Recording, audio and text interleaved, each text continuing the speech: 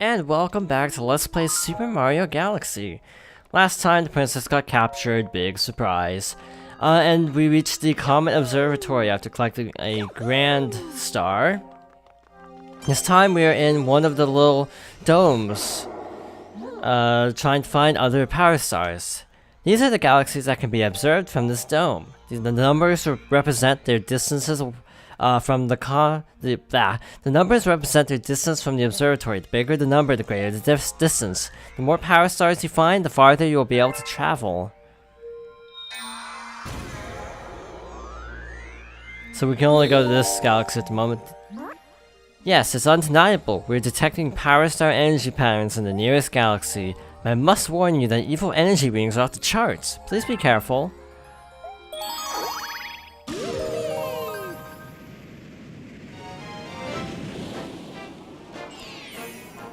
Unlike Super Mario 64, we're basically on a linear progression, which is actually something I don't like about this game. I prefer the non-linearity of Super Mario 64 to this, and that's something I'm also really hyped about for Odyssey. Can you tell I'm hyped for Odyssey? And that's actually the reason I'm playing this game. This is the Good Egg Galaxy. If you play Smash Bros, you'll recognize this music for sure.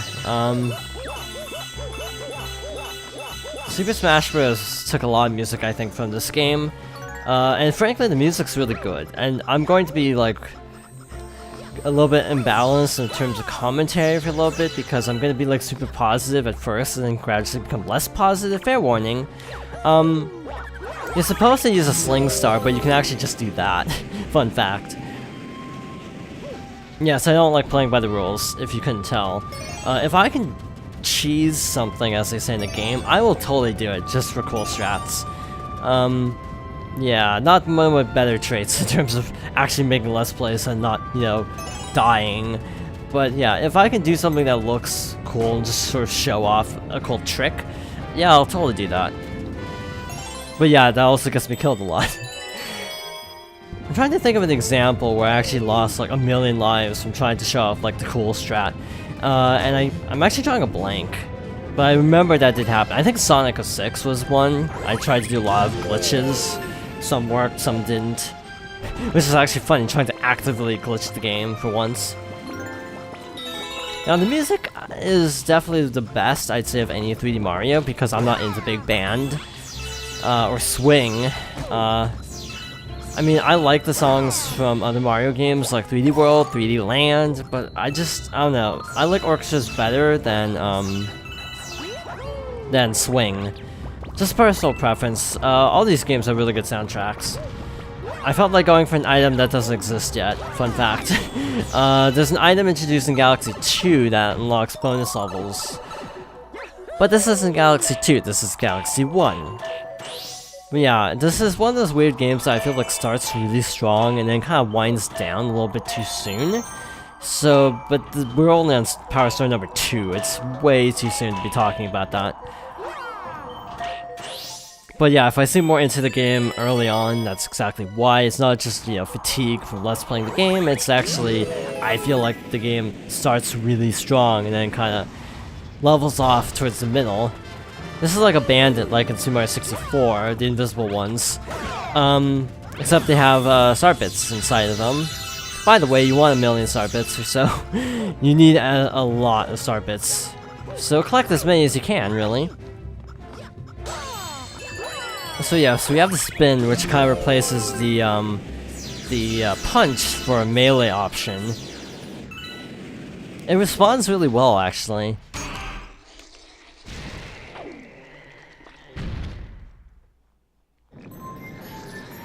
Well, that's not a good sign. If it's just an egg and not anything inside the egg, that wouldn't be so bad. But yes, there's something inside the egg. This is Dino Piranha, as the level name would imply. Basically run to his back and then hit his tail. It's not a hard boss fight. It's kind of easy, actually. It's the first boss. You gotta cut this game some slack in that regard. But on the whole, this is an easier Mario game than Sunshine.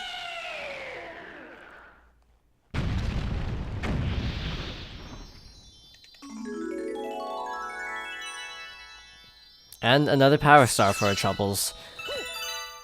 I instinctively try to ground pound into every star just because of 64, even though that doesn't actually work in this game.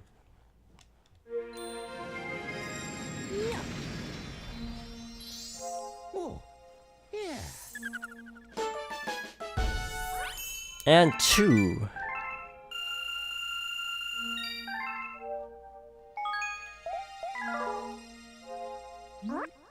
Those blanks are star bits.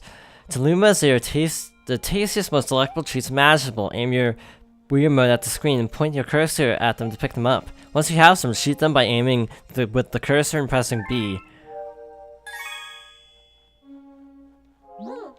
Why don't we try it out? Aim at me and feed me some star bits. I don't know if this is a tutorial or an excuse to eat. That's the ticket. Yum. Delicious. Oh, thank you, yes. Mmm, tasty. Let's call those little morsels my favorite this lesson. You can also shoot them at enemies or feed them to a hungry Luma. Either way, I'm sure Starbits will be a big help on your adventures.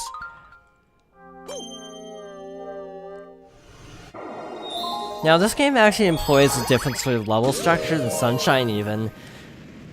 You tend to have a lot of really short levels.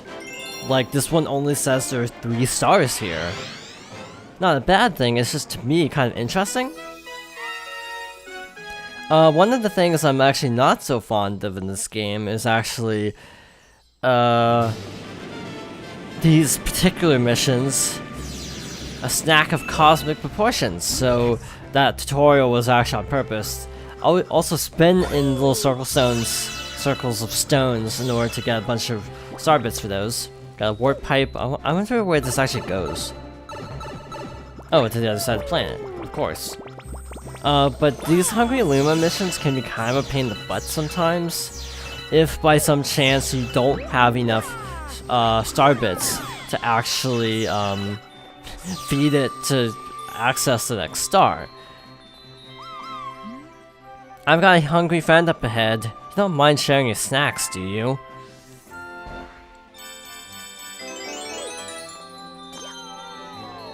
So yes, these are pulse stars, now seeing them in a level rather than just in the hub world. This planet looks like a pear. Just saying. Also, normally I will not be going out of my way to collect star bits, except I totally will be, because every time a Hungry Luma shows up, you typically need a lot of star bits. I think some of the later Hungry Lumas require like a good 1500, I want to say, in one case. It's been too long since I've actually played this game. I think the last time I played this game was 2011 or 2012. It was around the time Galaxy 1 was actually a thing. So yes, there's a launch star in the middle of the launch star path, which takes us to this little island. I think we have enough. I think we're set. Hey you! Yeah, you, got any tasty star bits? If you feed me a bunch of star bits, I'll burst with snacky happiness and then transform. Oh wow, I overestimated that quite a bit. But this is the tutorial one, so it makes sense.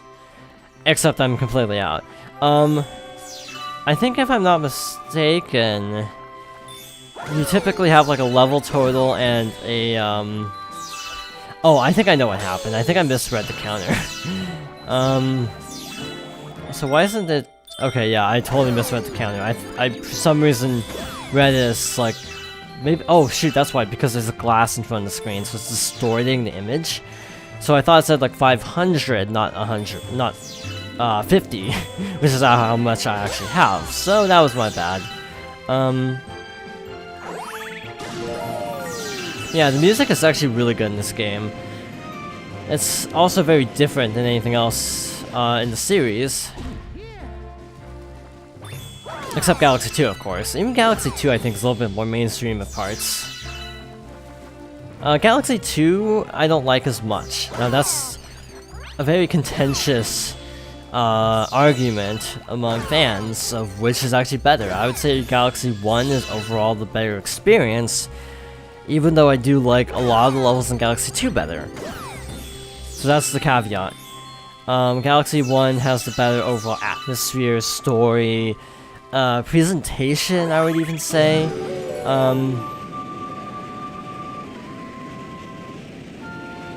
I think we have enough, so we can skip that island for now. There's a mission on that island, but it's like post-game. Yes, there are some post-game stars. Okay, this should be enough.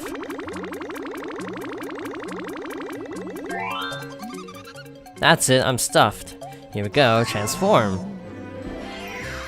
I see airships up there. That's not a good sign.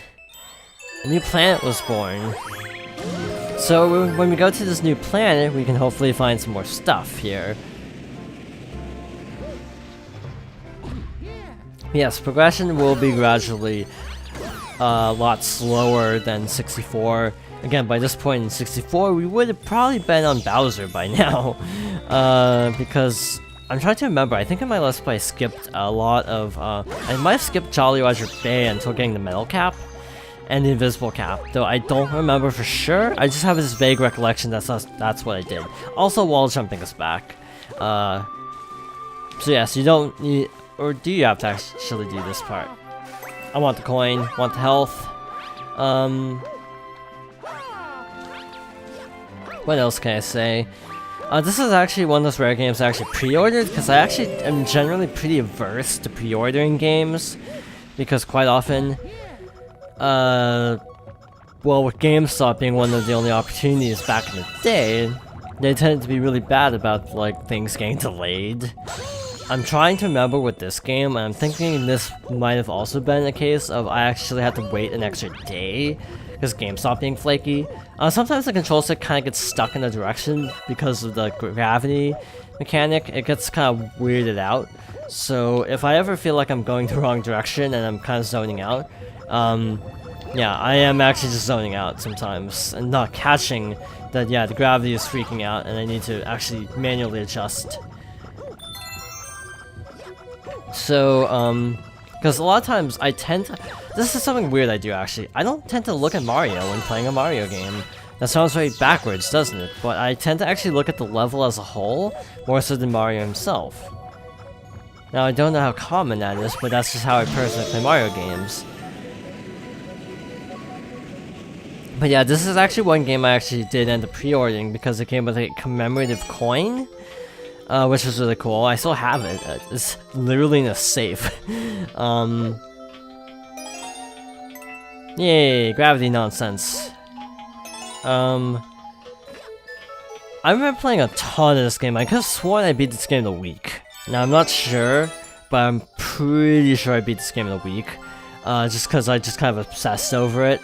Because this was like the game I most wanted to play in 2007, by far. 2 times actually I've gotten Nintendo consoles for games that ended up getting delayed a lot, and then had nothing to play on them. Luckily the Switch is not one of them. Discovered a new galaxy. Well done, bravo explorer, you've discovered a new galaxy. Collecting power stars will expand our range of vision, perhaps eventually including a new base. Back in we go, I suppose. We may not have time to get this star, depending on which one is, but we can at least start this next level. Is it the airship fleet? King Caliente's battle fleet. Yep. This is gonna be a thing. I'm trying to actually think of another example of a game where I actually ended up pre-ordering for some bonus, and I actually can't think of any. Back in the day, I typically only pre-ordered stuff, okay, here's the trick. You're supposed to find like an orange pipe, I think. You can actually triple jump, not triple jump, you can actually like side flip, and if you wall jump just right, you can actually make it. Though, I don't know if they lock you off from that. There we go, see, we just skipped a whole bunch of the level. It's like, I don't even know what's there, because I actually never played that part of the level, to be honest. There's a toad.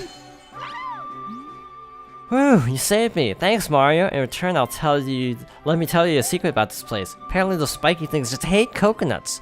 Shake the Wiimote to spin and smack them with coconuts. I don't also care for the whole pictorial representation of items. I find that a little cheesy, personally. Like, yeah, we have to spell it out for you.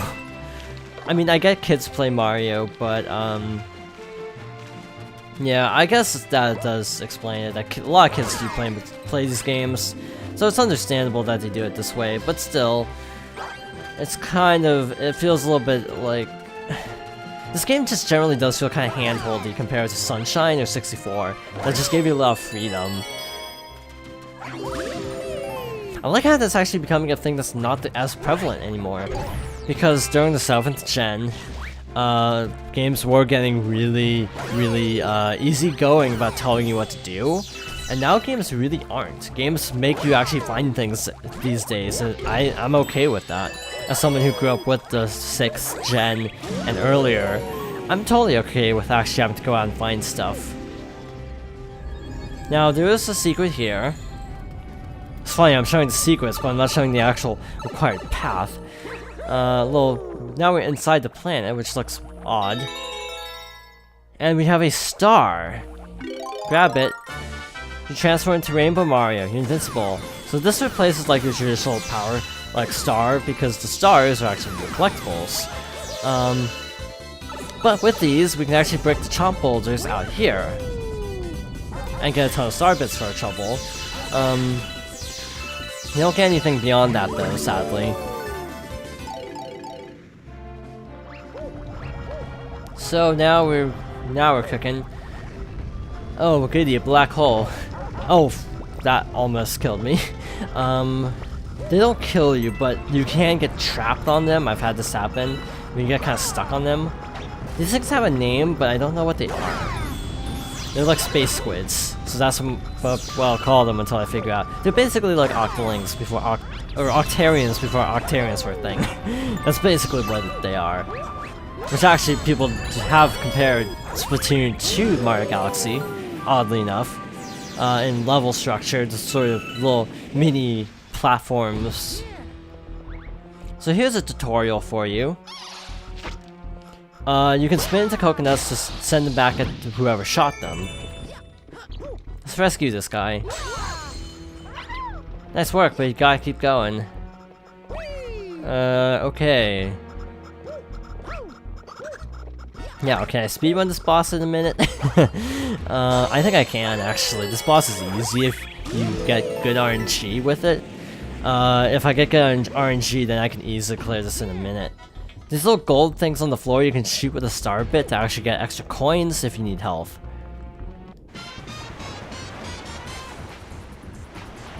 This is King Caliente, the level's namesake. He's actually... Wow, that was interesting. He shoots like 3 fireballs, right? Then he shoots coconut. Just hit the coconut back at him. I think it becomes like Dead Man's Volley at some point, though. Dead Man's Volley being the term for every time you play tennis in a Zelda game. So yeah, now he's gonna be a jerk and send like, not Potaboos, some kind of, oh shoot. You actually can't attack while stunned from fire, so that's kind of a problem. I don't remember this being so sloped originally. Now that the little flame guys are gone, this actually is really easy.